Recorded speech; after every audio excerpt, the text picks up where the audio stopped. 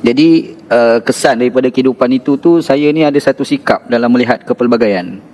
Jadi saya selalu melihat bahawasanya kepelbagaian ni adalah peluang untuk kita mencari kebijaksanaan. Saya tak nampak kepelbagaian itu sebagai ancaman sebenarnya. Bahkan kalau kita tengok Nabi sampai di Madinah, Nabi tu mudah diterima di Madinah kerana Madinah tu kepelbagaian agama, bangsa, berbeza dengan masyarakat di Mekah. Pada peringkat awal, Nabi ni memang susah nak diterima di Mekah, kemudian baru diterima.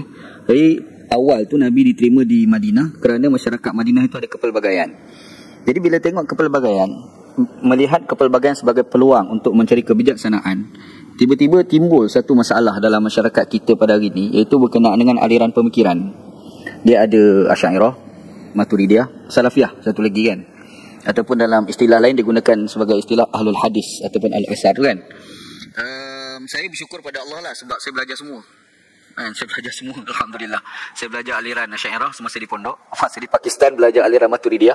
Lepas tu bila balik bila saya mula-mula sampai di Pakistan tu, sebelum saya nak masuk Jamiah Deobandi Asy'ariyah Maturidiyah tu, sempat 2 bulan duduk dalam Jamiah Salafiyah untuk nak belajar Markazul Lughah, nak ambil bahasa Arab. Tapi Jamiah Salafiyah ni dia wajibkan kita kena tahu juga. Jadi kita pun belajar, walaupun dengan sentimen lah, sebab tok guru saya pesan masa mula-mula saya bertolak, jangan jadi Wahabi. Dia punya wasiat, saya ingat lagi. Kalau lagi ngaji Pakistan, jangan jadi Wahabi, pesan sama Tok Mud kan. Alhamdulillah tak jadi Wahabi lah. Alhamdulillah. Cuma diam, tak pernah nak sebut ni kerana saya tak nak gaduh, tu je. Saya tak suka orang bergaduh. Saya suka kalau kita boleh cari kebijaksanaan dari kepelbagaian kita. Itu yang saya punya sikap. Sebab tu dulu orang pernah memperkenalkan saya sebagai Atta Andudi. Kepelbagaian, meraihkan kepelbagaian. Semua orang raih kan.